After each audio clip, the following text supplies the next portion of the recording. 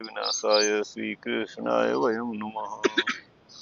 श्रीमद्भागवत महापुराणम द्वितीय स्कंद अध्याय 9 श्लोक संख्या 11। यही है ना 11।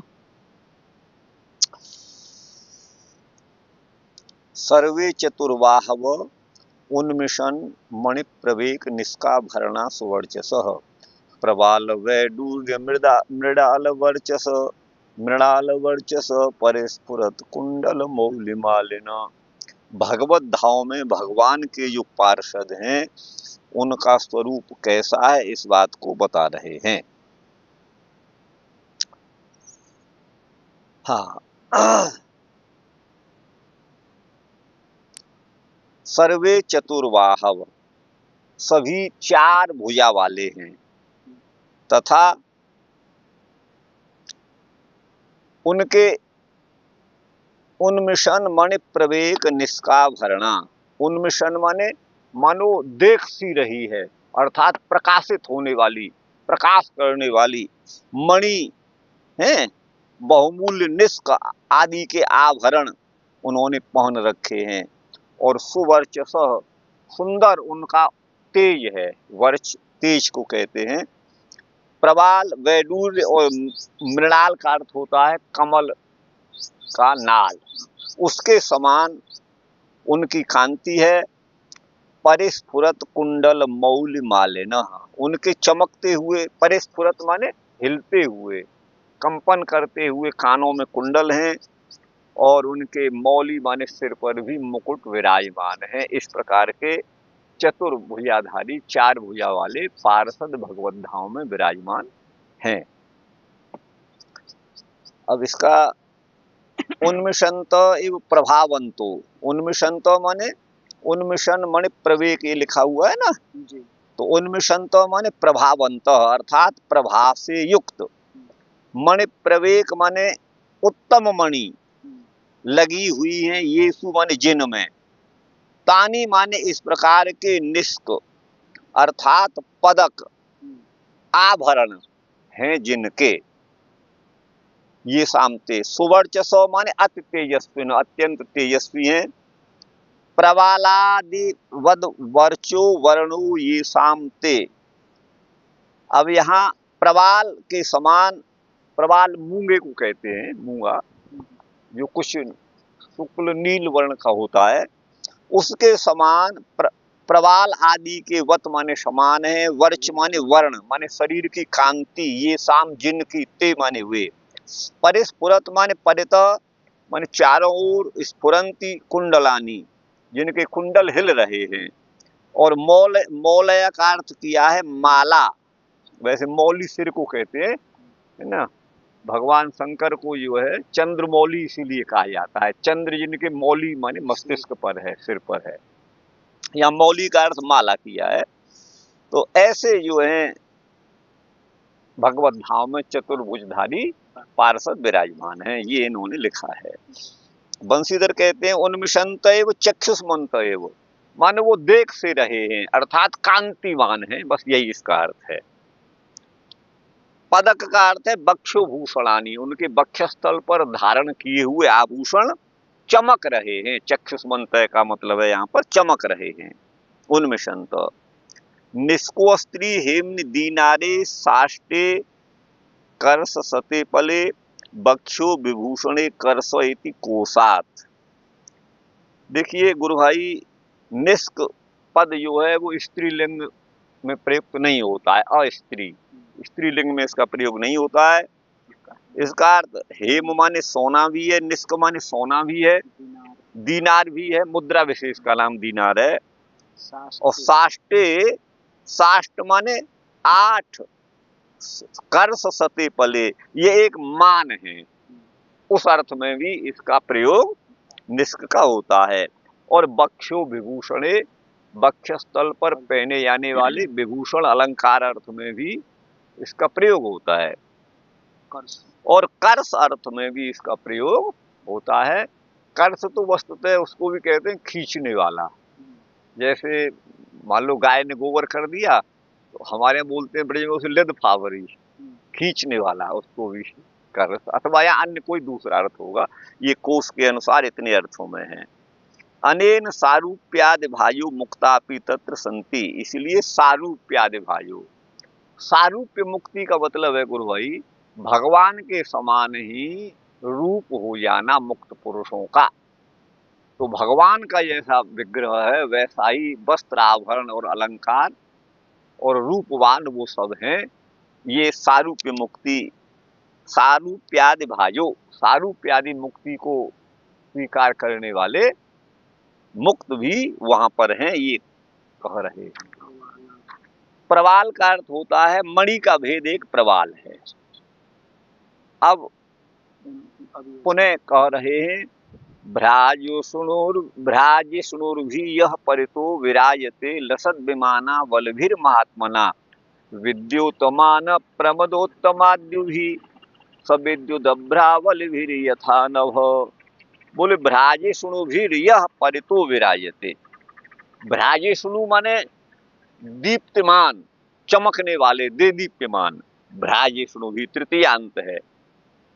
यह परितो विराजते, चारों ओर जिनके है ना कांतिमान पार्षद बैठे हुए हैं, और लसद विमाना वल्भी, विमानों की पंक्ति से वहां अत्यंत लसत माने सुंदर वातावरण हो रहा है। ठीक है ना गुरु भाई। महात्मना विद्योतमान, महान आत्मा पर ब्रह्म के द्वारा वो सब विद्युत हो रहा है वहां का वातावरण। और प्रमदोत्तमाद्युभी,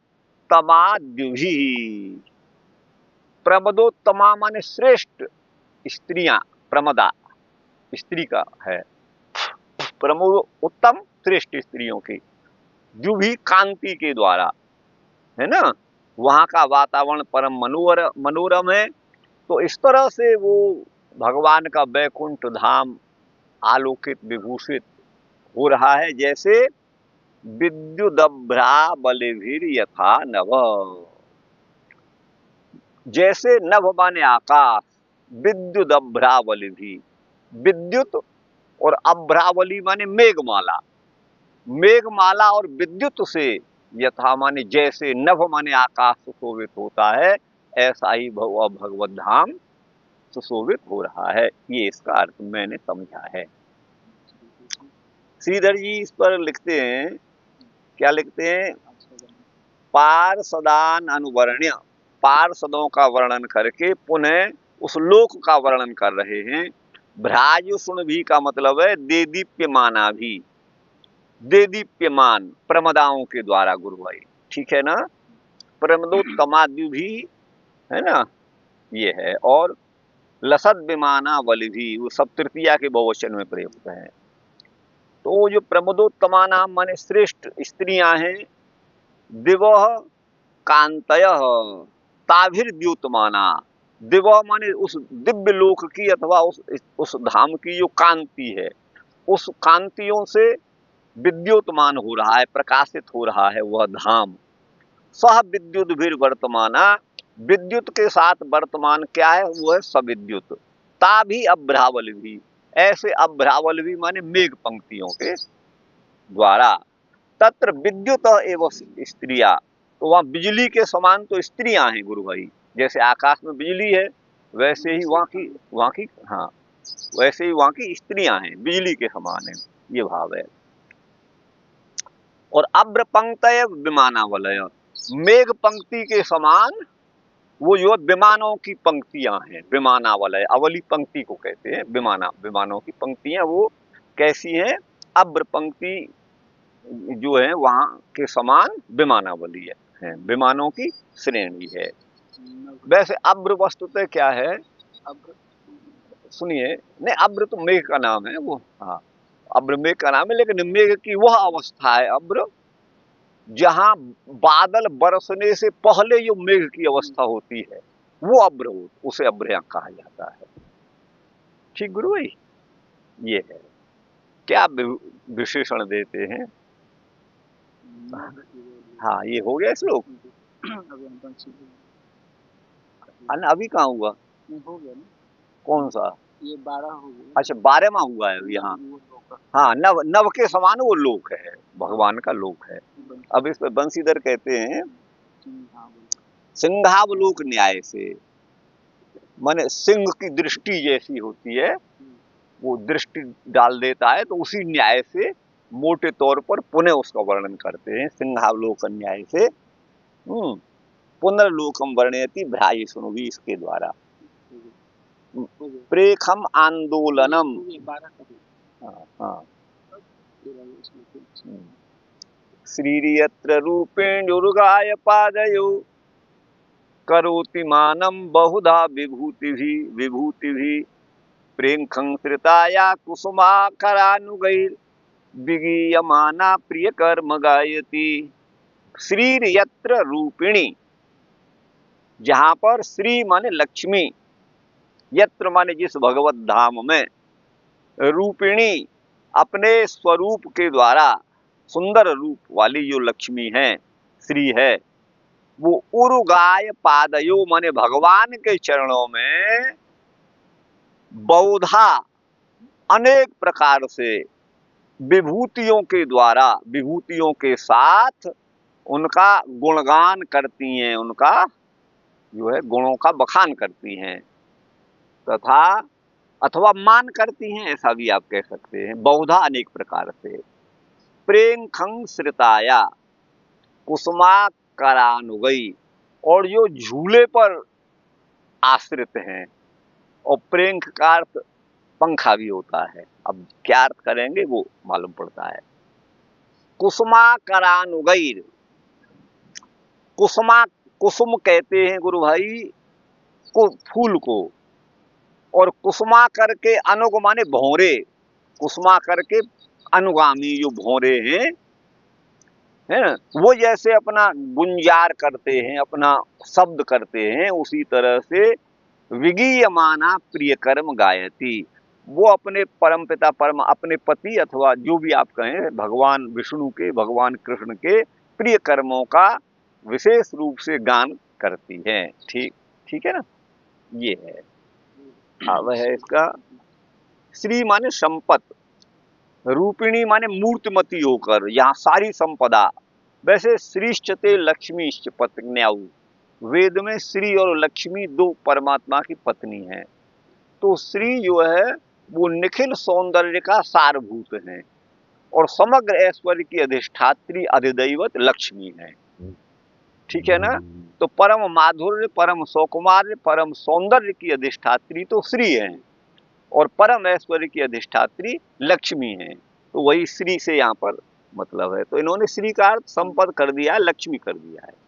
तो रूपिणी का अर्थ है मूर्तिमती होकर, मानम माने उनकी पूजा, उनका गुणगान, विभूति भी माने नाना वैभवों के द्वारा, प्रेंखम आंदोलन आंदोलम संस्कृता, प्रेंखम माने आंदोल, आंदोल माने झूला, है ना, उस पर विराजमान है, संस्कृत है।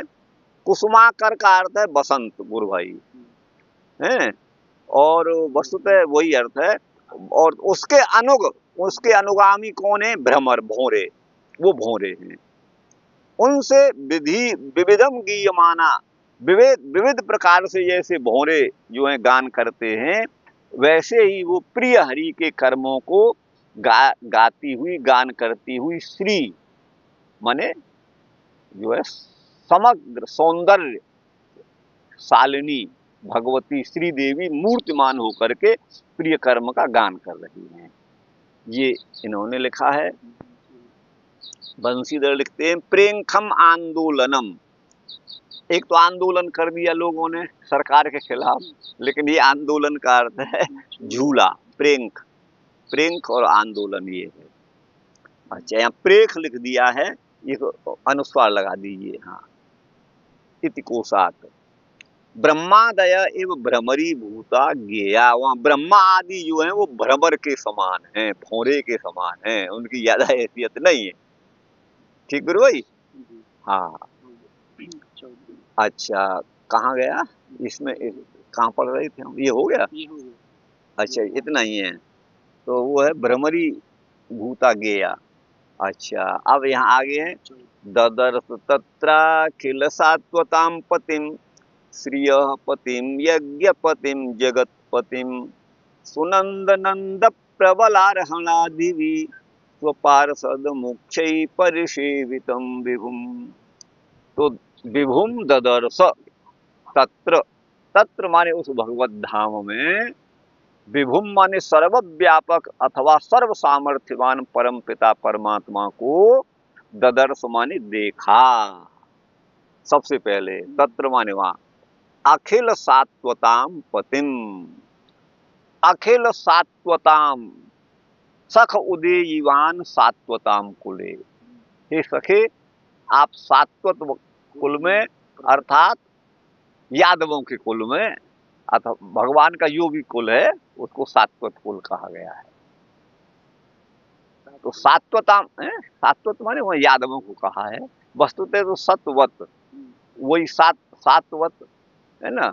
सात्वत का मतलब है वो शाश्वत में जो तालाब भी सकार हुए, नहीं, वो शाश्वत वाला नहीं है, ये दंत्यादि है। सात्वत, सात्वत जो है वो यदुवंश का ही नाम है, ठीक है ना।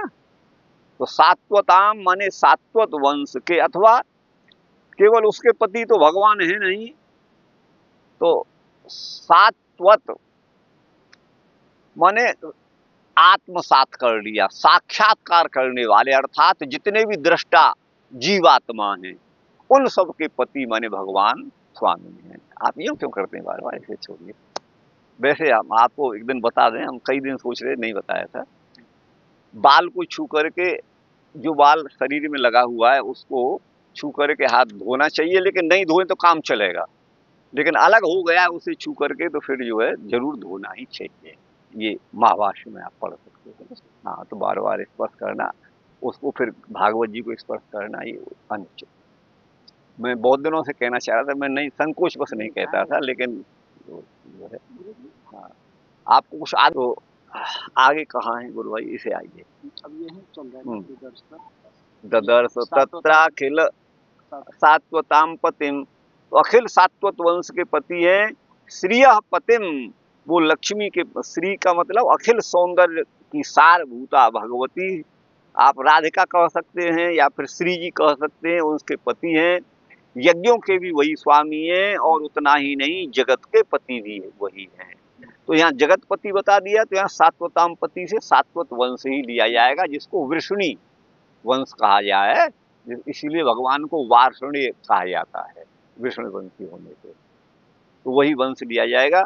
सुनंद नंद प्रबल और अरहण, ये नाम है भगवान के पार्षदों के। सुनंद नंद प्रबल और अरहण आदि स्वपार्षद मुख्यों के द्वारा वो परिसेवित हैं। ऐसे उस परम पिता परमात्मा श्याम सुंदर श्री कृष्णचंद्र को, जो विभु माने सर्व सामर्थ्यवान अथवा सर्वव्यापक हैं, उनको देखा। तदर्थ क्रिया का विभुम से संबंध है। परिसेवित का मतलब पार्षदों के द्वारा जिनकी सेवा की जा रही है। भृत्य प्रसादाभिमुखम दृगासवम प्रसन्न हासारुणलोचनाननम किरीटिनम कुंडलिनम चतुर्भुजम पीतांबरम वक्षसि लक्षितम श्रिया। अब इसका कर देने दो, मुझे पीछे ध्यान आया। भृत्य प्रसादाभिमुखम, अपने सेवक को प्रसन्न करने के अभिमुख हैं भगवान, अपने सेवकों पर कृपा करने वाले हैं, है ना। उनका दृगासव, उनकी दृष्टि मोहक है। आसव वैसे मदिरा को कहते हैं। उनकी दृष्टि मोहक है, मोहित करने वाली है। प्रसन्न हासारुण अरुण लोचनाननम, प्रसन्न हास, भगवान मुस्कुराते हुए हैं, और अरुण उनके रक्त वर्ण के लोचन और सुंदर आनंद भगवान का है। लोचना नेत्र, नेत्रों में कुछ लालिमा होती है, उनको श्रेष्ठ नेत्र माना जाता है। कुछ कुछ थोड़ा लालिमा लिए हुए नेत्र हैं, उनके सौंदर्य को उत्कृष्ट माना जाता है, तो अरुण लोचन इसलिए कहा गया है। अच्छा, किरीट धारी हैं, मुकुटधारी हैं, कुंडल भी पहने हुए हैं, और चतुर्भुज है। पीतांबर उनके वक्षस्थल पर है ना लक्षित हो रहा है, माने विराजमान है। पीतांबर को वो जो धारण किए हुए हैं, और बक्षसी श्रिया लक्षितम, उनके वक्षस्थल पर श्री जो है वो अनपायनी होकर कभी अलग न होने वाली लक्ष्मी उनके वक्षस्थल पर विराजमान है। ये इनका भाव हुआ। अब श्रीधर स्वामी कहते हैं यह एवं भूतो लोकस तत्र तस्मिन, इस प्रकार का जो लोक है उस लोक में भृत्यानाम प्रसादे, यही तो है, भृत्यानाम माने सेवकों के प्रसाद के अभिमुख हैं, अर्थात सेवकों पर प्रसाद कृपा करने के लिए उद्यत हैं।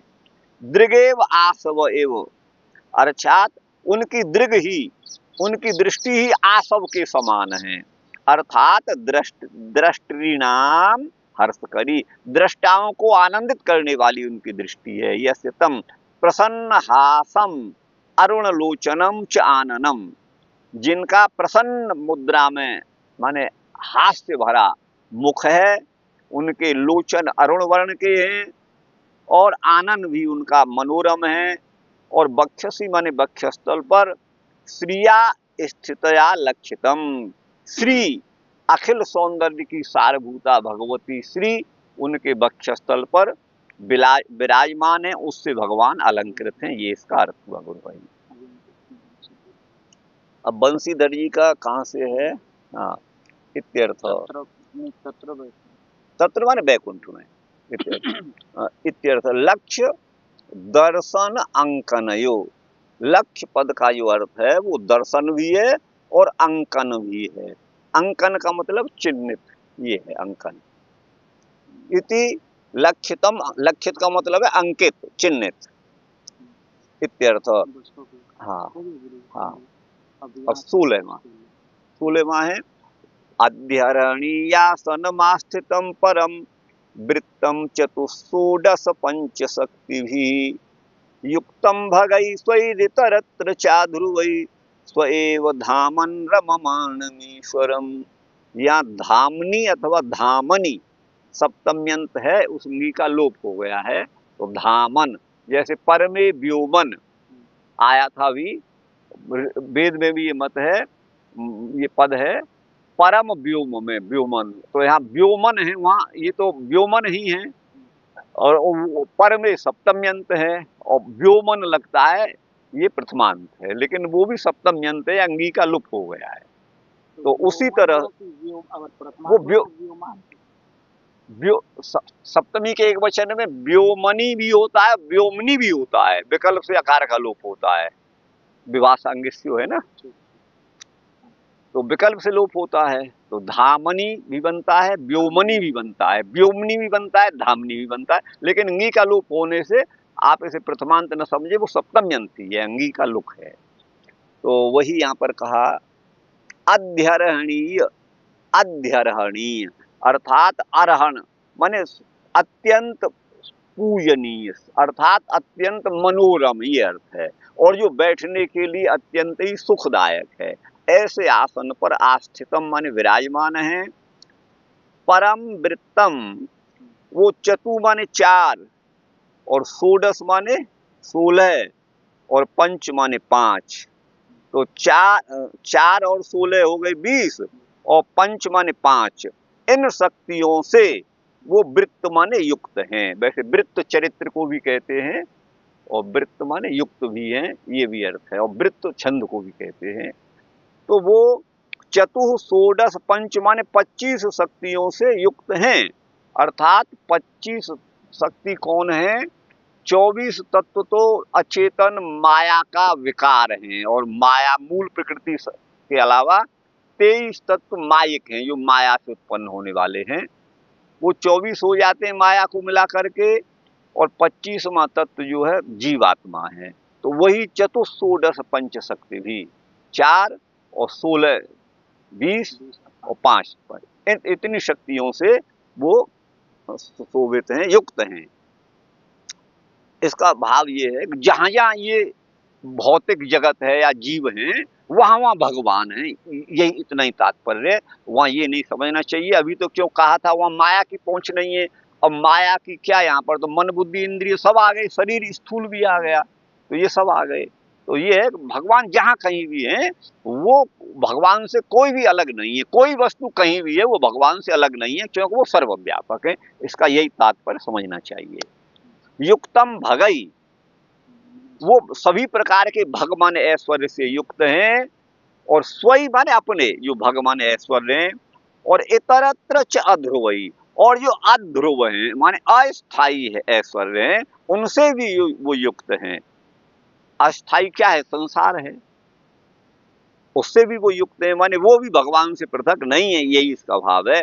अध्रुव, ध्रुव माने स्थाई और अध्रुव माने अस्थाई। स्वएव धामन, या स्वे है गुरु भाई, सप्तम यंत है, एको अयादेश होकर यकार का लोप, लोप और साकल्य से है। वो अपने ही धामनी, ऐसा आप समझना, अपने ही धाम में रममाणम, रमण करते हैं, ऐसे ईश्वरम माने परम पिता परमात्मा है। अब इस श्लोक के अर्थ को आप जरा ध्यान से दीजिएगा।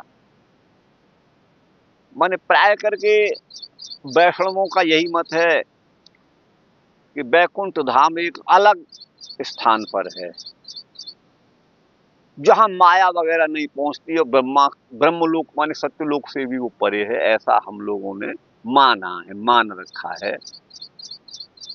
और बल्कि राम के उपासक साकेत धाम को उसी तरह अलग बताते हैं, कृष्ण के उपासक, इसकी हम चर्चा आपसे कर चुके हैं अनेक बार। उसी तरह से शिवलोक भी एक अलग है, ऐसा शैव मानते हैं। लेकिन इस श्लोक पर आप गंभीरता से विचार करिएगा, यहाँ ये टीकाकार क्या कहेंगे ये बाद में देखा जाएगा। लेकिन जो यहाँ ये कहा गया है कि चतुष्षोडश पंच शक्ति भी, माने 25 शक्तियों से वो जो है युक्त हैं भगवान, तो वो कहाँ है 25? ये संसार में ही है। जब प्रकृति विकृत होती है, अर्थात जब प्रकृति जगत रूप में परिणत होती है भगवान की प्रेरणा के द्वारा, तो ये सब तत्व होते हैं, 25 तत्व बनते हैं। अन्यथा तो केवल 3 ही तत्व हैं, ब्रह्म, दूसरा जीव और प्रकृति। लेकिन यहाँ इतने तत्व हैं। तो ये सांसारिक दशा, अर्थात संसार की दशा में भी सृष्टि काल में भगवान, भगवत जो धाम है वो कहाँ है? कोई अलग लोक नहीं है, ये जहाँ संसार है वहीं भगवत धाम है, तभी तो इससे युक्त होंगे भगवान। अगर ये बात है तो फिर ऊपर जो श्लोक में पार्षदों का जो वर्णन किया, फिर उसका पार्षदों का भी वर्णन है, यही पार्षद भी है वो। कहाँ? यहाँ तो वैसे नहीं, पार्षद आपको नहीं दिखेंगे, भगवान भी नहीं दिखेंगे, पार्षद भी नहीं दिखेंगे। आप समझिएगा, भगवत धाम सब जगह। क्यों भाई देखो, अब इसको तो आप वेदांत आप पढ़े ही हैं, तो वेदांत में 2 प्रकार के मत हैं। वहां कोई रूप वाला तत्व विद्यमान नहीं रहता, सब निरूप होता है। लेकिन कुछ आचार्यों का मत प्रस्तुत करते हुए वहां लिखते हैं, संभवतः जेमिनी जो व्यास के ही शिष्य हैं उनका शायद, या कोई दूसरे हैं, तो उनका मत दे करके वो ऐसा मानते हैं कि वहाँ हो भी सकता है, वहां पर साकार जो है वो अपना देह धारण करके मुक्त पुरुष रहते भी हैं। फिर इसके उसमें वो अपना प्रमाण देते हैं, वेद उपनिषद का प्रमाण देते हैं, स एकधा भवती, त्रिधा भवती, पंचधा, नवधा, इस तरह से वह 1 रूप, 2 रूप, 5 रूप, 7 रूप, 9 रूपों वाला हो जाता है। ये आपने पढ़ा होगा। तो इसको लेकर के वो कहते हैं वो लोक भी है। लेकिन ये श्लोक तो साफ कह रहा है सारा जो संसार है वो भगवान का आवास है। ईशावास्य उपनिषद का प्रारंभ ही यहीं से होता है, ईशावास्यमिदं सर्वम। ये सारा जो विश्व है वो ईश का आवास्य है, माने निवास स्थल है, यहीं भगवान विराजमान है। अब आप ये कहो कि यहाँ तो अपने थोड़े रूपों में है, बाकी तो वहां भी रहते होंगे, तो फिर ये परमात्मा में भेद हो जाएगा। परमात्मा में द्वैत सिद्ध नहीं होता, वो तो अद्वैत ही है, अद्वैत ही है। बाकी इस श्लोक पर आपको ध्यान देना है। हालांकि मेरी ये व्याख्या ये अच्छी नहीं लगेगी लोगों को, मैं ये समझ रहा हूँ अच्छी तरह से, लेकिन जो श्लोक कह रहा है जैसा मैं समझ रहा हूँ मैं वैसा ही कह रहा हूँ। परमात्मा सब जगह विद्यमान है, कहीं ज्यादा हो कहीं थोड़ा हो, तो कहीं तो दूध गाढ़ा है और कहीं पतला है, पानी उसमें मिला दिया, तो वो तो फिर भेद हो जाता है ना गाढ़े और उसका। तो भगवान में भी भेद हो जाएगा, अगर वहां अपने विशेष रूप में है और यहाँ थोड़ा कम रूप में, ऐसा नहीं हो सकता। वो तो समम सर्वेषु भूतेषु, समान रूप से सर्वत्र विद्यमान है, उनमें वैषम्य का सर्वथा अभाव ही है। तो ये श्लोक मेरी व्याख्या के अनुसार यही लगता है, वो भगवत धाम कोई अलग न हो करके वो, क्योंकि भगवान को यहाँ पर 25 शक्तियों से युक्त बताया है, चतुर्षोडश पंच शक्ति भी वो यहाँ विराजमान है। बात तो मैं मानता हूँ। हाँ, ये श्लोक कह रहा है। ऊपर के श्लोक को आप क्या करेंगे? देखिए कहाँ ऊपर वाला कहाँ है आप बताइए। ऊपर वाले श्लोक में हाँ, वहाँ इनका वर्णन नहीं, वहाँ इनका वर्णन नहीं है ना। तो नहीं, वो धाम तो है, वहाँ का माया की पहुंच भी नहीं ये कहा। तो उसका मतलब ये है कि भगवान मायक पदार्थों में रहते हुए उनसे अलग हैं, और उनके पार्षदों के बारे हाँ में पार्षद भी वो माया से वो भी अलग है भैया। मायक जगत में रहते हुए भी उनसे अलग है। यही तो भेदाभेद है। भेदाभेद और क्या है? यही तो है, और कुछ नहीं, यही भेदाभेद है। भगवान शंकराचार्य ने कई जगह लिखा है, भेदाभेद को स्वीकार किया है। वल्लभाचार्य ने भेदाभेद को स्वीकार किया है। और आपके गौड़ीय संप्रदाय का जो भाष्य है गोविंद भाष्य, वहाँ भेदाभेद को स्वीकार किया गया है। और ये जो आपका ये जो विद्योदय भाष्य है, आर्य समाज का ही उसे मानिए, या वैसे तो किसी का आप नहीं कह सकते, लेकिन आप उसे उसी मत से प्रभावित मानिए, निराकारवादियों का। तो वो भी द्वैत अद्वैत को स्वीकार कर रहा है, और निम्बार्क संप्रदाय का तो प्रमुख सिद्धांत है ही है। लेकिन उसके साथ में थोड़ा भेदाभेद के आगे अचिंत पद जोड़ दिया है गौड़ियाओं ने। और वस्तुतः तो वो भेद और अभेद की सिद्धि तभी होती है, भगवान हमारे अंदर व्यापक होते हुए भी हम उनसे अलग हैं, तो भेद है। लेकिन वो फिर भी हम उसको उनको नहीं देख पा रहे हैं। वो तो सबका देखने वाले हैं, सबको देखने वाले हैं। यही तो भेदाभेद है। भेद हमारी दृष्टि से है, बाकी भगवान सर्वत्र तो व्याप्त हैं। जहाँ हम हैं वहाँ वो भी है। ये अभेद है। मिट्टी के डेले को आप पानी में डाल दीजिए, अंदर तक पानी चला जाएगा। तो आप यहाँ मिट्टी ही ऐसा नहीं कह सकते, वो पानी भी है, लेकिन लोग कहते हैं कि मिट्टी ही है। तो वो भगवत धाम सब जगह है, वो कई ऐसा कोई लोक विशेष इसी श्लोक के अनुसार नहीं है, आपको बता दें ऐसा है। और बाकी तो आप मानते हैं तो वैसा भी आप मान सकते हैं, हमें कोई ऐतराज नहीं है। अपनी बात हमने कह दी है। हाँ हाँ, ये क्या? हाँ, अध्यर्हणीयम माने वरिष्ठम, श्रेष्ठ सिंहासन पर विराजमान है। तो चतस्र, ये तो मैंने अपनी दृष्टि से अर्थ किया था, चतुर्षोडश पंच शक्ति भी 25 तत्व बताए थे। अब देखिए श्रीधराचार्य भी वही कर रहे हैं। चतस्र, चार क्या है? प्रकृति, पुरुष, महत और अहंकार, ये हो गए। हाँ, पुरुष माने जीवात्मा है। और षोडश क्या हो गया? एकादश इंद्रिय, मन सहित 5 ज्ञानेंद्रियां, 5 कर्मेंद्रिय, एक मन, षोडश ये हो गए एकादश इंद्रिय। और पंच महाभूत, ये 16 हो गए गुरु भाई। ये कितने हो गए? 20 हो गए। और पंच तन्मात्रा रूप वो शक्ति है, पंच तन्मात्रा रूप या शक्ति है। ताभिर वृतम, उनसे वृत्त माने युक्त हैं, उनसे युक्त हैं। तो इसका मतलब ये सांसारिक दशा में भगवान का वर्णन है, महाप्रलय की कई वर्णन नहीं है। क्योंकि महाप्रलय में तो ये सब रहते नहीं है, केवल प्रकृति तो मूल रूप में रहती है। लेकिन उस समय न तो अब माने वो महत्त्व माने बुद्धि रहती है, न मन का वो होता है, न अन्य ज्ञानेंद्रियों का, न कर्मेंद्रियों का तो संबंध रहता नहीं, अहंकार भी नहीं रहता, पंच तन्मात्राएं रूप रसादि भी नहीं रहते। तो ये तो इसी का वर्णन है, आपको बताएं। और इस वेदांत दर्शन का प्रारंभ भी तो वहीं से हुआ है। जन्माद्य से यतः वेदांत दर्शन में, अस्य माने इस जगत का, अस्य जो है वो सन्निकृष्ट वस्तु का वाचक है, निकटस्थ वस्तु का, जिसको हम उंगली से कह सकें। अस्य माने इस जगत का जिसमें हम हैं। तो जन्म आदि जिससे होता है, जन्म आदि का जो कारण है, यतः में हेतु में पंचमी हेतु सूत्र से, तो इस संसार के जन्म का जो कारण है, तो ये भगवान का तटस्थ लक्षण है। और जन्म आदि पद से स्थिति और संहार हो गया, तो जन्म की, जगत की उत्पत्ति, स्थिति और संहार का जो कारण है। अब यहाँ ये तो नहीं बताया कौन सा कारण, उपादान या निमित्त, केवल इतना कह दिया जो कारण है वो जो, अच्छा ये भगवान का तटस्थ लक्षण है। और तटस्थ लक्षण हमेशा घटित नहीं होता, लेकिन स्वरूप लक्षण अनपाई होता है, वो हमेशा घटेगा। तो भगवान का जो स्वरूप लक्षण है सच्चिदानंद, वो प्रलय में भी है और सृष्टि में भी है और हमेशा भी है, युगों की संध्या में भी है, युगों में भी है, सब जगह है वो भगवान का रूप जो है, जो स्वरूप लक्षण है। क्योंकि वो तो अपना ही भगवान का रूप है, सत्य चित और आनंद, वो उनसे अलग नहीं हो सकता है।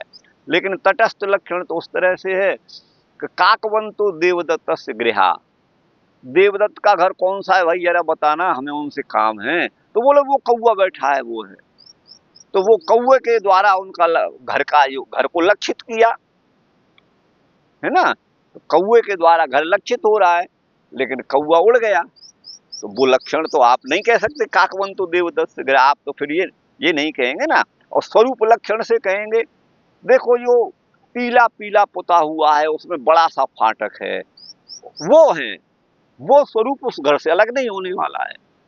तो ये स्वरूप लक्षण और तटस्थ लक्षण में भेद है। हम आप शायद आपको कह चुके हैं, लेकिन फिर भी ये आ गया तो आपको बता दिया। तो ये भगवान का इस श्लोक में तटस्थ लक्षण है, माने सृष्टि काल का वर्णन है। ये तो फिर सृष्टि नहीं रहेगी तो फिर हम ये नहीं कह सकते इस जगत का जन्म का यो कारण है, कि कह सकते हैं जब सृष्टि ही नहीं है तो अस्य ये निर्देश किसके लिए होगा, ये है। चलिए आगे है गुरु भाई, कहाँ है तो उनसे भगवान वृत्त माने युक्त हैं, स्वैर भगई अपने भग का अर्थ है 6 ऐश्वर्य, षड्विध ऐश्वर्य, स्वाभाविक ऐश्वर्य आदि भी, माने ऐश्वर्य से समस्तस्य धर्मस्य यशस्त्रिय ज्ञान वैराग्योश्चापि शरणाम भग तीर्णा, इन 6 वस्तुओं को भग कहते हैं। वो भगवान के स्वाभाविक हैं, उनसे भगवान युक्त हैं गुरु भाई। इतरत्र योगीसु अध्रुवई, अर्थात और योगियों में ये ऐश्वर्य अध्रुव है। ऐश्वर्य योगी को भी प्राप्त, अणिमा आदि सिद्धियां योगी को भी प्राप्त हो जाती हैं, लेकिन वो स्थायी नहीं होती, अध्रुव है, अध्रुव है। आगे ना समझ में, वही योगी जो षडैश्वर्य प्राप्त हो गया है लेकिन संसार में फंस गया, बोले ऐसे कैसे फंस जाएगा, अरे फंसे थे कि नहीं फंसे थे, 100 भरी ऋषि हैं, फंसे थे कि नहीं फंसे थे तो उनमें जो है वो अध्रुव है, अस्थायी है, अर्थात आगंतुक है, वो साधारण उन ऐश्वर्यों से भी युक्त हैं। एवं सत्यपि ऐसा होने पर भी स्वयं धामन, सारे जगत में विराजमान होते हुए भी उनसे अलग हैं, तो भी उनका स्वधाम यहाँ होते हुए भी, जगत में ही उनका स्वधाम होते हुए भी उनसे अलग है ना। तो स्वधामन स्वस्वरूप एव रममाणम, उनका धाम क्या है, कोई अलग से लोक नहीं है, उनका भगवान का जो स्वरूप है वही उनका धाम है, वही स्वरूप ही भगवान का, जो भगवान है वही धाम है, आप ऐसा समझिए। यहाँ श्रीधराचार्य कह रहे हैं जो भगवान है वही धाम है, जो धाम है वही भगवान है। तो स्वस्वरूप एव रममाणम, अतएव ईश्वरम, इसलिए वो ईश्वर हैं, अपने स्वरूप में स्थित हैं, लेकिन हम अपने स्वरूप में तो स्थित हैं नहीं, आप समझिएगा। ये है। आगे है गुरु भाई बंसीधर, कहाँ है, कौन सा श्लोक है, 16 का चले इत्यर्थ। आगंतुकत्वात् साधारण, साधारण जो है ऐश्वर्य योगियों के जैसे वो आगंतुक हैं, आने जाने वाले हैं। यदवा दृष्टा माने ज्ञान क्रिया बलाक्षा भी, माने भगवान का ज्ञान क्रिया और बल वो दिव्य है, नित्य है ना। प्रभु सत्य सान अनुग्रह आख्याभिर, है ना, प्रहुवी माने विशेष, सत्य और ईशान, ईशानानुग्रह माने अनुग्रह करना, इन शक्तियों से भगवान युक्त हैं।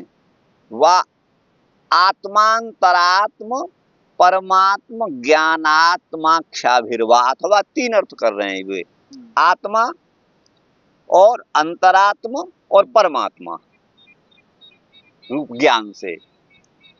चतुशक्तिर्वृतम, ये 4 शक्तियों से, यहाँ 4 गिनाई हैं, 4 शक्तियों से, ये दूसरा अर्थ कर रहे हैं। या इन्होंने तो वही प्रकृति का विकार की अर्थ किया, ये दूसरा अर्थ कर रहे हैं, उनसे युक्त हैं। और मोचका का मतलब है सूक्ष्म और असूक्ष्म, और अमृत और अज्ञान, अमृत और अव्यापी, अव्यापी और आगे क्या है, अव्यापिनी, नी है, नौ है, अव्यापिन और व्योम रूपिणी, अनंत, अनंता, अणिमा, महिमा, गरिमा, लघिमा, प्राप्ति और प्राकाम्य को इन्होंने प्राकाश्य, ईशित्व है ना, प्राकाम्य यहाँ है, प्राकाम्य नामक ये 16 भगवान की शक्तियां, 16 प्रकार का ऐश्वर्य गिनाया है, इनसे युक्त हैं। पंचभीर, हाँ हाँ, पंचभीर विमलोत्कर्षणी ज्ञान क्रिया योगाख्याभिश्च। 5 कौन है? विमला, उत्कर्षणी, ज्ञान, क्रिया और योग, आक्ष माने नामक, इन 5 शक्तियों से वो वृत हैं। अथवा चतस्र शक्तय, 4 शक्ति भगवान की कौन है? ये पद्म पुराण के उत्तरखंड में योगपीठ वर्णन में कही गई है, वो है धर्मादि, धर्म इत्यादि, यथा धर्म ज्ञान बलैश्वर्य वैराग्य पाद विग्रही ऋग यजु सामाथर्वाण रूपैर नित्यम वृतम क्रमात्, ये बताया है। धर्म, ज्ञान, बल, ऐश्वर्य और वैराग्य, गुरु भाई है ना, ये विग्रह है, पाद विग्रही। ऋग यजु साम और अथर्व रूप से, ये चारों वेदों से वो नित्य ही वृत्त माने युक्त हैं। 4 शक्ति माने ऋग्वेद आदि 4 शक्ति, ये इन्होंने कहा है। षोडश शक्ति चंडाद्या, चंडा आदि हैं। तत्रैव मान, वहां पर चंडादि द्वारपालैश्च कुमुदाद्यैश्च रक्षिता। द्वारपाल का नाम चंड आदि, पहले द्वारपाला का नाम है चंड, तो चंड आदि द्वारपालों के द्वारा और कुमुद आदि द्वारपालों के द्वारा वह नगरी रक्षित है, वह नगरी रक्षित है। नगरी इति इसका पूर्व से अन्वय है। तेज चंड प्रचंडौ प्राग द्वारे याम्ये भद्र सुभद्रकौ वारुण्याम जयव्ययौ सौम्ये धात्री विधातरौ। 2 सेवक ड्योढ़ीवान हैं, उनके दरवाजे पर गेटमैन, गेट कीपर क्या बोलते हैं उसे, वो 2 हैं सब जगह। तो वो कौन कौन है? प्राग द्वार माने पूर्व के द्वार पर तो गुरु भाई चंड और प्रचंड पहरा दे रहे हैं, और याम्य माने दक्षिण के दरवाजे पर भद्र और सुभद्रक हैं, और वारुणी माने पश्चिम दिशा में जय और विजय हैं, और सौम्य माने उत्तर दिशा में धाता और विधाता हैं, धात्री विधातरौ, ये उनके द्वारपालों के नाम हैं गुरु भाई। कुमुद कुमुदाक्षश्च पुंडरीकोथ वामन शंकुवर्ण सर्पनेत्र सुमुखः सुप्रतिष्ठितः, ये दिक्पाल हैं, दिक्पति हैं, दिक्पाल जिनको बोलते हैं, अर्थात कुमुद, कुमुदाक्ष, पुंडरीक और वामन, अथमन और वामन, शंकुकर्ण, सर्पनेत्र, सुमुख और सुप्रतिष्ठित, 8 हो गए।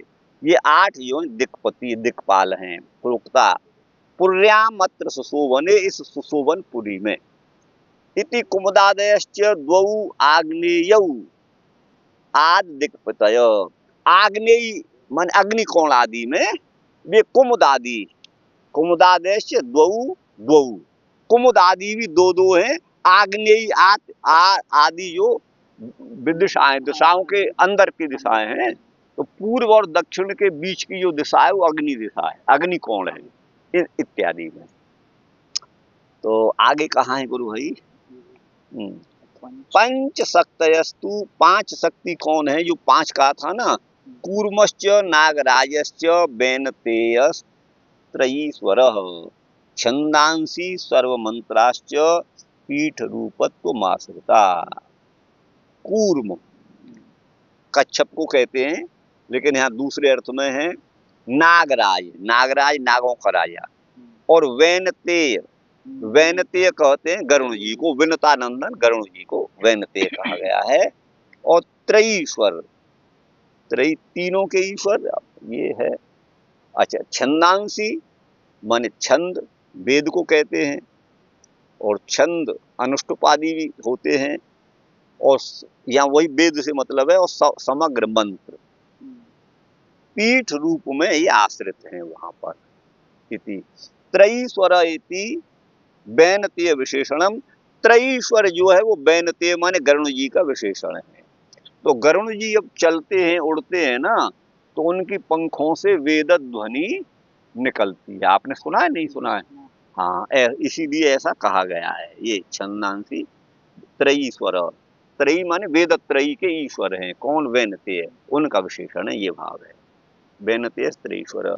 संदर्भ चक्रवर्ती कारव, इसका संदर्भ चक्रवर्ती कार जो है उनसे लिया गया है। ऐसा होने पर भी एवं सत्यपि ऐश्वर्यादि युक्त होने पर भी अतएव स्वरूप विस्मरणा भावादेव, वहां स्वरूप का विस्मरण नहीं होता।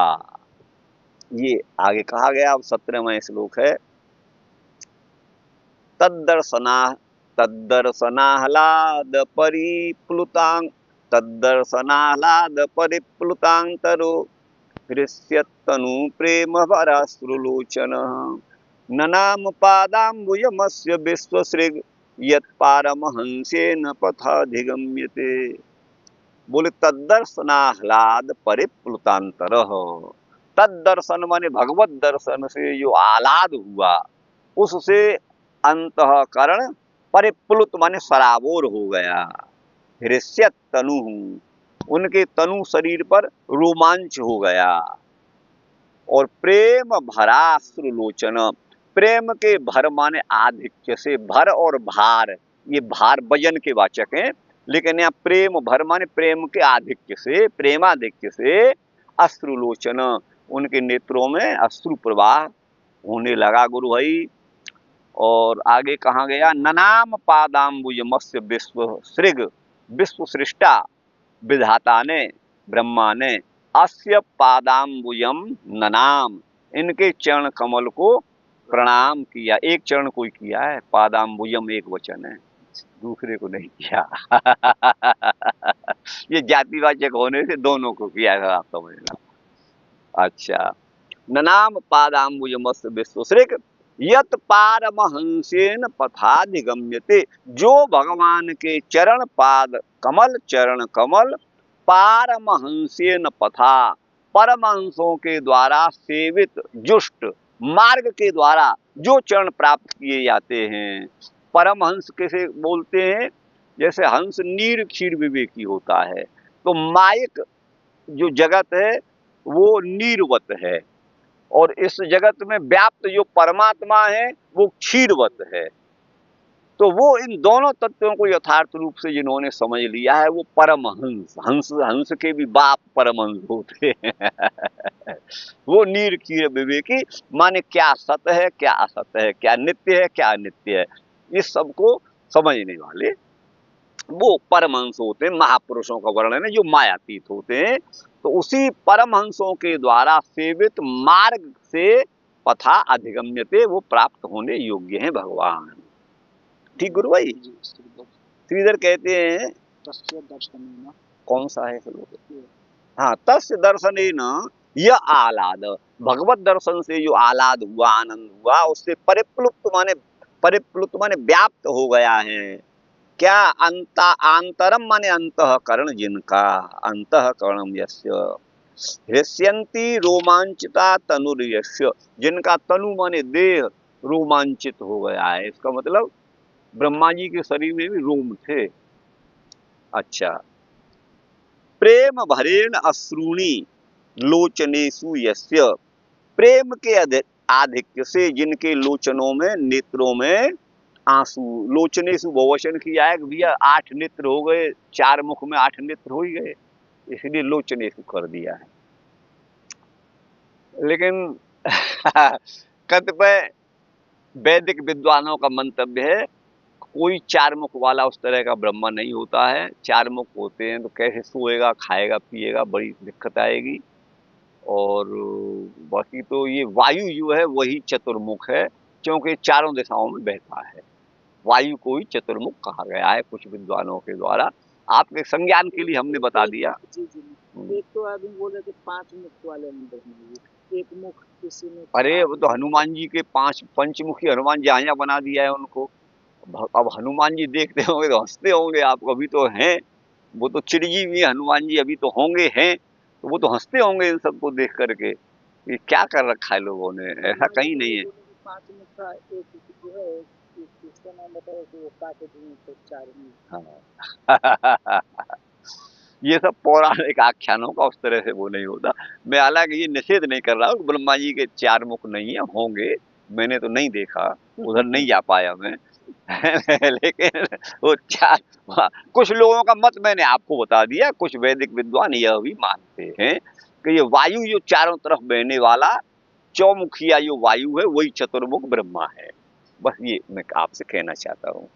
तो विश्वश्री का अर्थ है ब्रह्मा, पारमहंसीय पथा माने ज्ञान मार्ग के द्वारा, ये इन्होंने लिखा है। अब ये 17वां है गुरु भाई, कहाँ है? यहाँ पे ये है ज्ञान मार्गेन माने अहिंसाद जन्येन, अहिंसा है ना, अहिंसा किसी की हिंसा न करना, आदि पद से त्याग तप शौच ये सब ले लिया जाएगा, दया क्षमा परोपकार, इनके द्वारा वो भगवान प्राप्तव्य हैं, प्राप्त होने योग्य हैं। गुरु भाई अब 18वां क्या कह रहा है आपका? तम प्रीयमाणम समुपस्थितम तदा प्रजा विसर्गे निज शासनार्हणम बभास ईसत मिस स्मित सोचिसा गिरा प्रिय प्रियम प्रीत मना करे स्पृशन। भगवान ने ब्रह्मा जी से हाथ मिलाया, गुड बाई ऐसा कहा। प्रीत मना, प्रसन्न मन से भगवान ने करे स्पृशन, ब्रह्मा जी को हाथ का स्पर्श करते हुए, ब्रह्मा जी के हाथ को छूते हुए, माने हाथ मिलाते, ऐसा भी अर्थ कर सकते हैं, लेकिन ये हाथ मिलाने की परंपरा वहीं से आई है, आप ऐसा भी कह सकते हैं। करे स्पृशन, अच्छा अब यहाँ हाथ में स्पर्श करते हुए, अब हाथ में, हाथ तो इतना है, कहाँ से यहाँ छुआ कि यहाँ छुआ कि यूं, जैसे दो फ्रेंड हैंड मिलाते हैं आपस में। उस तरह से छुआ, ये तो आप जो भी अर्थ आप लगाएं, करे स्पृशन का मतलब है।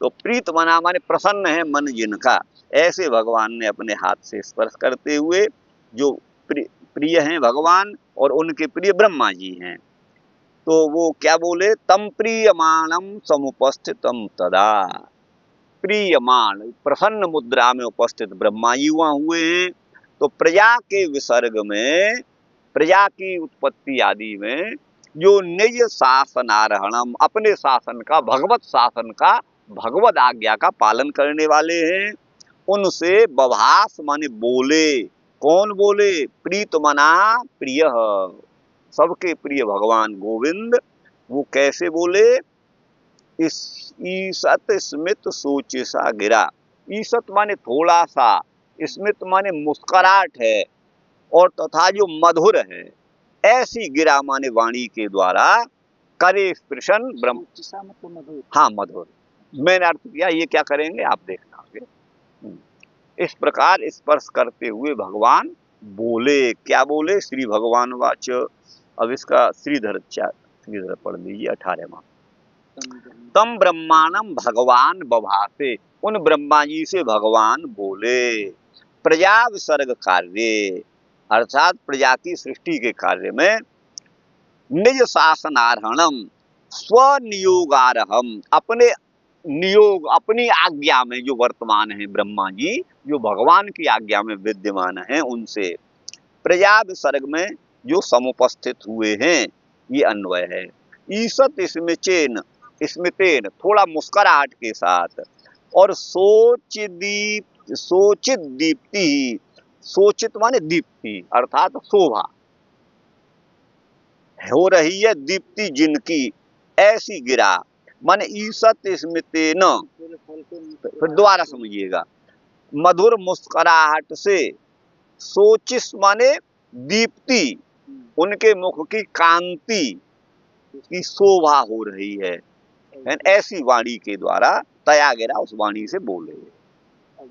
अब यहाँ लिखते हैं ये प्रियमाणम माने हृष्यंतम, प्रसन्न होते हुए, तदा नत्य अवसरे, उस समय नत्य अवसरे, अब ये अपनी तरफ लगा रहे हैं, घुसेड़ रहे हैं जबरदस्ती, नत्य अवसरे माने प्रणाम के अवसर पर, नति माने नमन, नमन, उन्होंने दंडवत किया, साष्टांग दंडवत किया, पंचांग दंडवत किया, पंचांग दंडवत जानते हैं, घुटने टेक करके, और वो पंचांग हो गया। अच्छा, तो अब वो कैसे किया, वे नत्य अवसरे, उन्होंने ईषद बभासे इति योज्यम, माने थोड़ा सा अथवा हल्की वाणी में कहा, यहाँ ईषद का अर्थ कर रहे हैं। महान तो है प्रकृत्या मित भाषण, महापुरुष स्वभाव से, प्रकृति माने स्वभाव से ही मितभाषी होते हैं, थोड़ा बोलते हैं, वो ज्यादा बकबक हमारी तरह नहीं करते हैं।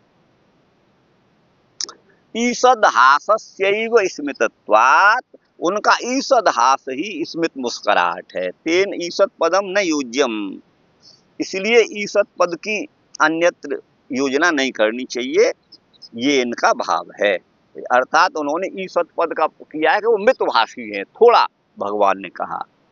प्रजा विसर्गे निज शासनार्हणाम, अर्हणाम कर दिया है, अर्हणम, ये अर्हणाम कर दिया है, ये एक डंडा हटाना पड़ेगा, स्त्रीलिंग कर दिया है, और एक डंडा ये नहीं रहेगा। हाँ, जो है ना, प्रजा के विसर्ग के संबंध में अपने अनुशासन का पालन करने वाले हैं।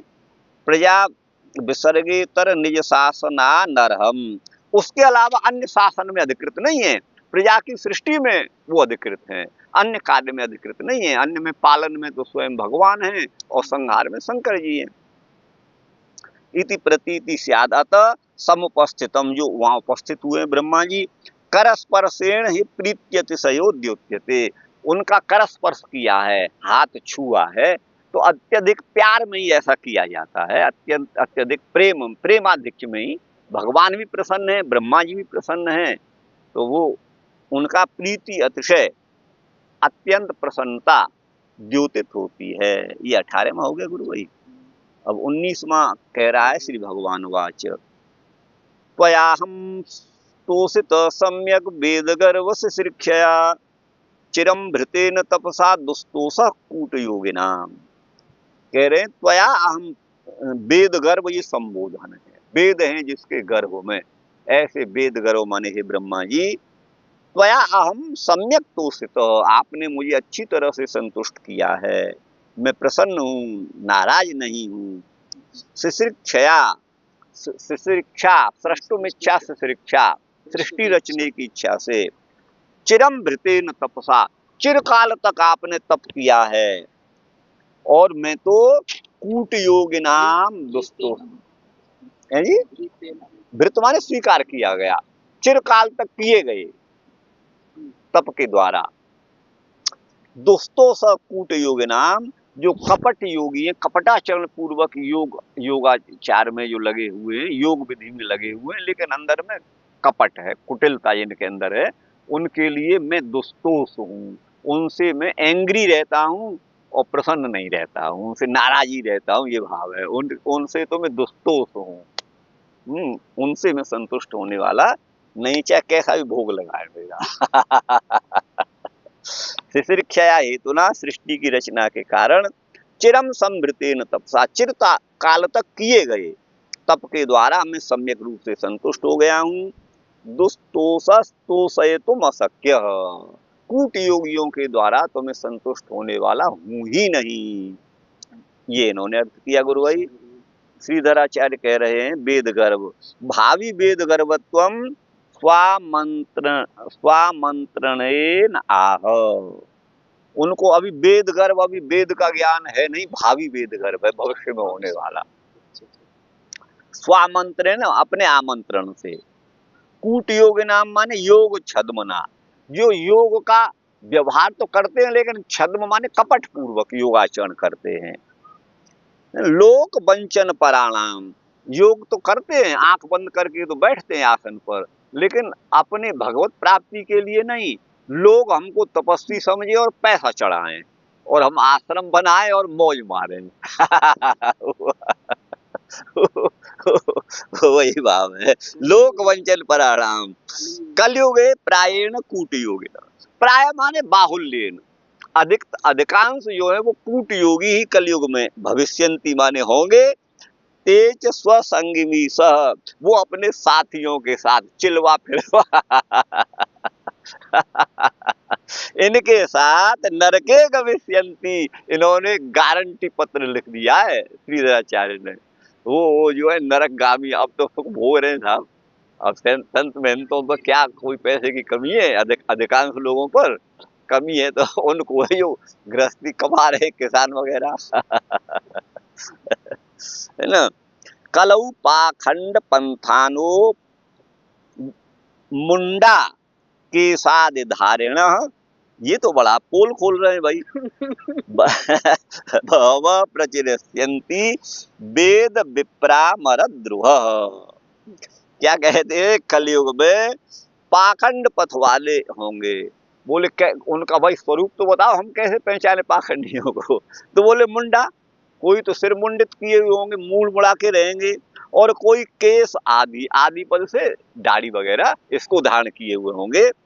बहव माने बहुतायत में होंगे, प्रचरिष्यन्ति, और वो वेद विप्र और अमर माने देवताओं से द्रोह करने वाले होते हैं वस्तुतः। तो स्व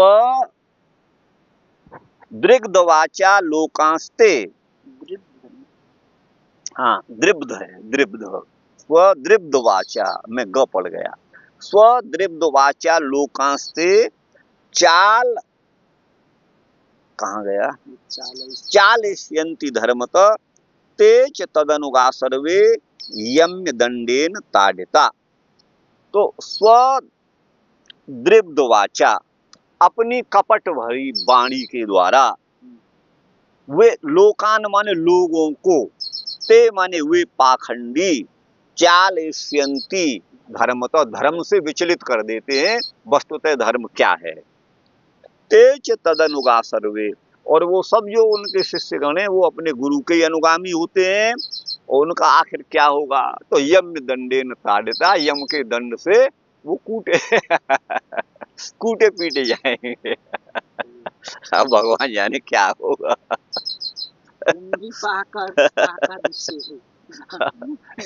ये कहीं पुराण से ले रहे हैं, ये कहीं पुराण से अच्छा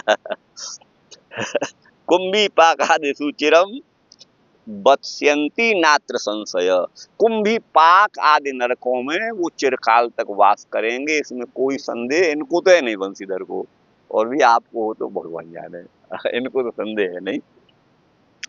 ये कौशिक संहिता में कहा गया है, उक्ते अलम प्रसक्तानुप्रसक्त्या, अब अधिक कहने से कोई प्रयोजन नहीं है। ये 19वां हो गया। अब 20वां श्लोक है, वरम वरय भद्रम ते वरेशम माभिवांछितम ब्रह्मं श्रेय परिश्रामः पुंसो मद्दर्शनावधि। ब्रह्मा जी से बोले, अपने ब्रह्मा जी से, मनीषितानुभावोयम मम लोकावलोकनम, आपने मेरे लोक का अवलोकन किया है। यह आपका जो मनीषित माने कामना किया गया अर्थ था वो सिद्ध हो गया है। यदुपश्रुत्य रहसी, यही है जी। अंत में चला गया, मैं गलत चला गया। बरम बरय भद्रम ते, मैं यहाँ चला गया। बरम बरय भद्रम ते, हे ब्रह्मा जी, यहाँ ब्रह्मन ये संबोधन है। हे ब्रह्मन, ब्रह्मा जी, वरम वरय, आप वरदान मांगो। व्हाट डू यू वांट, क्या चाहते हो?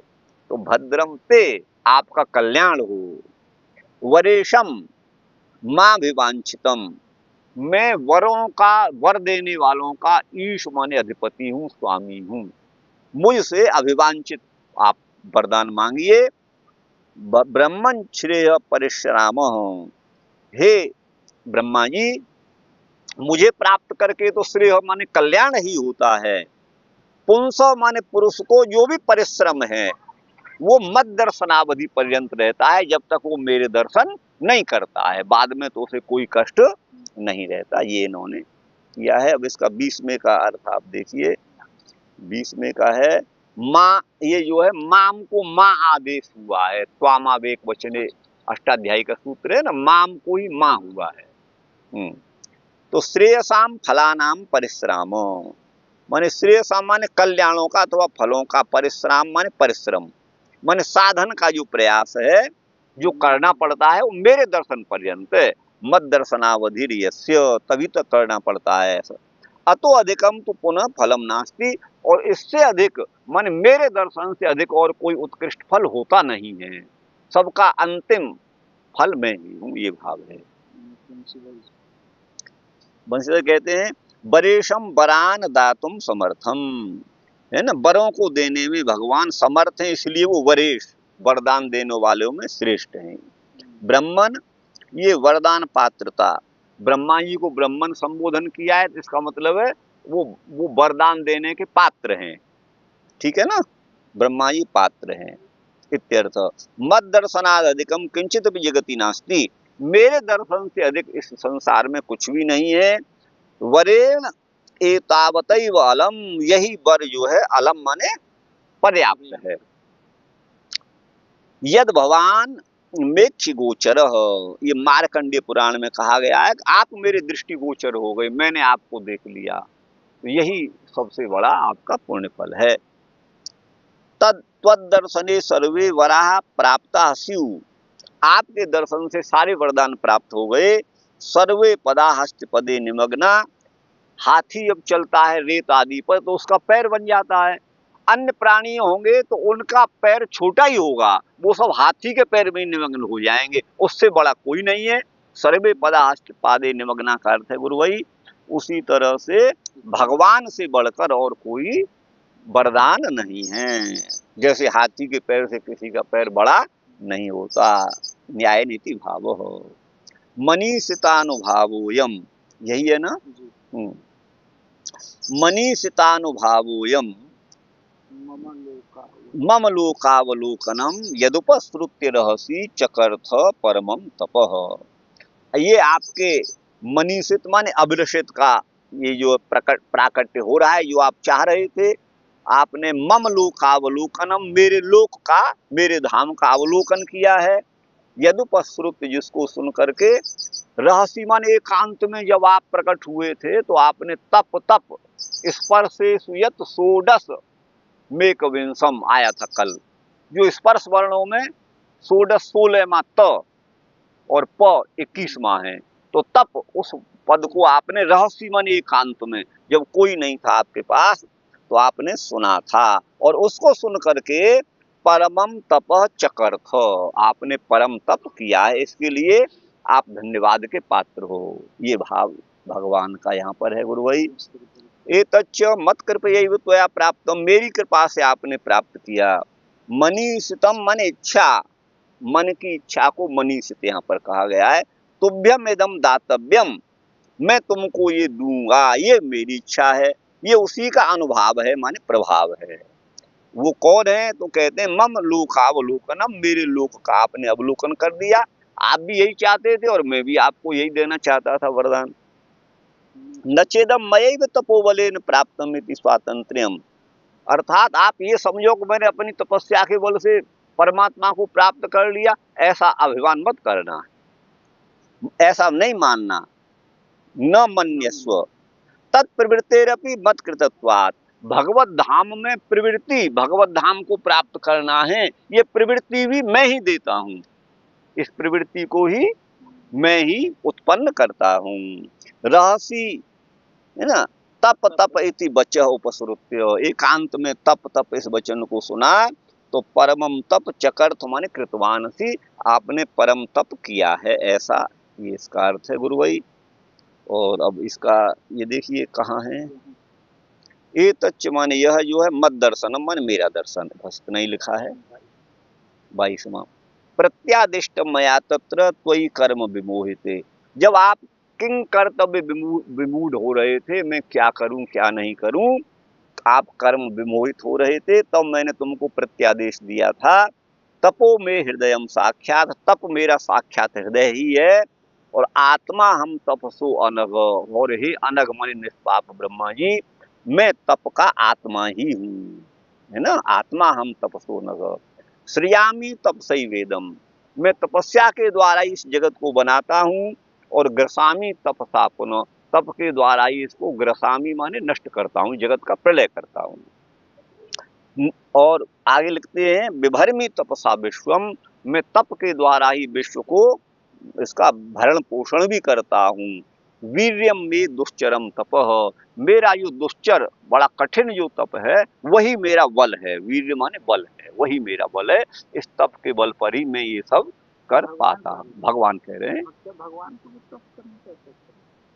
देखिए तप का भगवान का यहाँ पर है ना, यस्य ज्ञानमयम तपः, श्रुति में आइएगा, आपका शंका उचित है।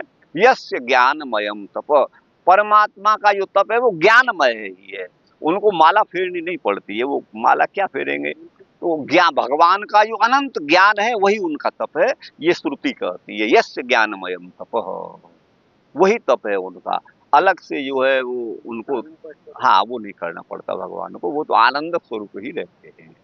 ये इसका अर्थ है गुरु भाई। अब आओ यहाँ कहाँ है, 21वां करना है, 22वां। तदपि त्वाम प्रति मयैव आदिष्टम, माने तप के लिए मैंने ही आपको आदेश दिया था। कब? जब तुम सृष्टि के आरंभ में कर्मणि कार्य अर्थ विमोहित, कार्य के विषय में मोहित हो रहे थे, क्या करूं क्या नहीं करूं। किंच तत्वो नाम ममैव शक्ति, मेरी शक्ति का नाम तप है भैया। इत्या तपो में हृदयम, तप मेरा, हृदय माने अंतरंग शक्ति है, और आत्मा माने स्वरूप है, अर्थात तप ही मेरा स्वरूप है। देखो वो आ गया, मैं अभी बोल रहा था, वो आ गया। तो यस ज्ञानमयम तप, भगवान का ज्ञान ही, तप जो है वो ज्ञानमय ही है, तप अलग से कोई तप नहीं है। इति श्रुते है। अभी ये भी कर दें, ग्रसामी माने संघरामी, संहार करता हूँ, विभर्मी पालन करता हूँ, वीर्य का अर्थ यहाँ पर शक्ति है, बल है।